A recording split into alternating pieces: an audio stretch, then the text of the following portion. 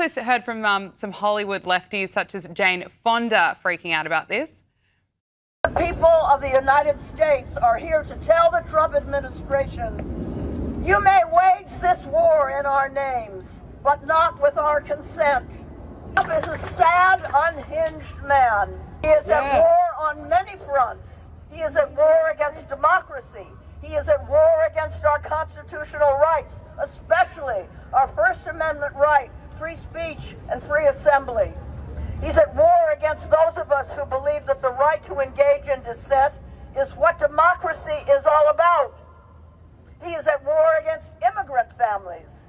He is very definitely at war against the environment and is now vastly accelerating climate catastrophe. He's taken away every effort to stop corporate polluters from poisoning our air and poisoning our water. We are here today, and thank you for being here, and we will be in the streets tomorrow and in the coming days and weeks to demand that this new war in the Middle East end. We are going to be here. Let regime change start at home. Thank you. I'm sorry, Ami, but I can't stop laughing because it's so stupid. I mean, I can't. I mean, the Iranian people are on the verge of liberation, and that is the response from Jane Fonda. It's so bad. And then she's ranting about the climate and democracy, those same old lines again. But that's what we get from Hollywood. Gabriella, you know, I like you, but why did you put me through that? What? Look, I mean, the irony obviously is right, coming from a woman who was sitting on an anti-aircraft battery that was shooting down American pilots over Vietnam, right? I have no doubt, if there were any anti-aircraft weapons left in Iran, which there aren't, they would keep the seat warm for her, okay? So yeah, I don't really take advice on strikes on countries from Jane Hanoi Fonda. Thank you very much, but I'll take a pass on that. No, she's an unhinged woman. I didn't know she was still a thing. But yeah, you just took 2 minutes of my life away from me, Gabriella. I will not forgive you for that. Ami, we're going to make this a tradition every time you're on Power Hour. I'll find some other Hollywood celebrity just to torture you with. But it's absolutely ridiculous. I can't believe it too, to be honest with you. I'm starting to lose the plot here. But I want to talk to you about this operation because it is incredible. It was incredibly well planned, incredibly well executed from the very beginning to take out Khamenei. We know that Israel enacted a plan that was years in the making just to pinpoint where he was. So Israel hacked all the traffic cameras in the capitals, according to reports from the Financial Times. And Israel had a window of about an hour to strike while this meeting between Iran's top leaders were being held, Ami.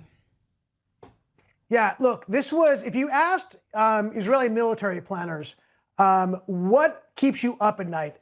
They will tell you it's Iran, Iran, Iran, nothing else. It's not even Hezbollah. It's not the Palestinians. Those are things that are not existential to the state of Israel. We're talking about, this has been in planning for decades, okay? I kid you not. This is what they spend all their time and effort on, and you showed in the execution. You know, one of my favorite Israeli operations that was prior to this, but still says a lot about, you know, where Israeli intelligence is at vis-a-vis Iran.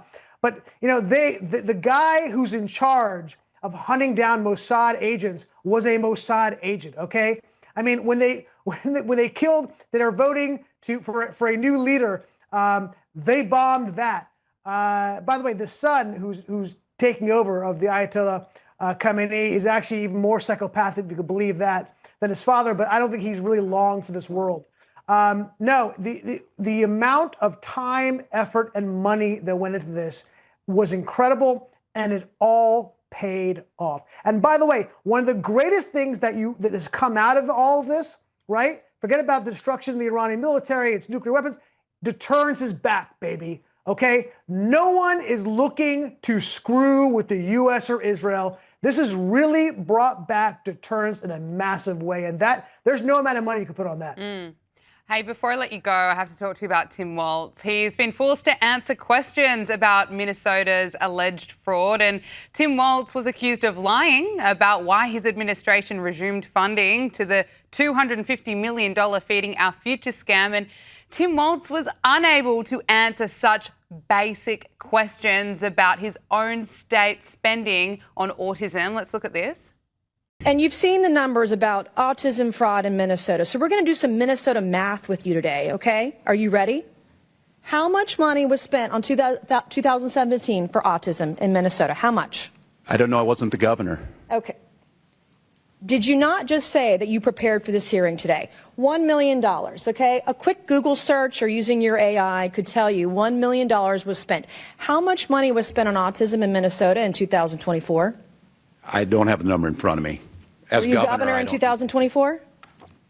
I was, but I'm not the Okay, head so of your HHS. excuse before that you didn't know what 2017 autism numbers were because you were not governor, and today you can't answer the numbers about 2024 as governor, and you still said you prepared for this hearing today. It's unbelievable.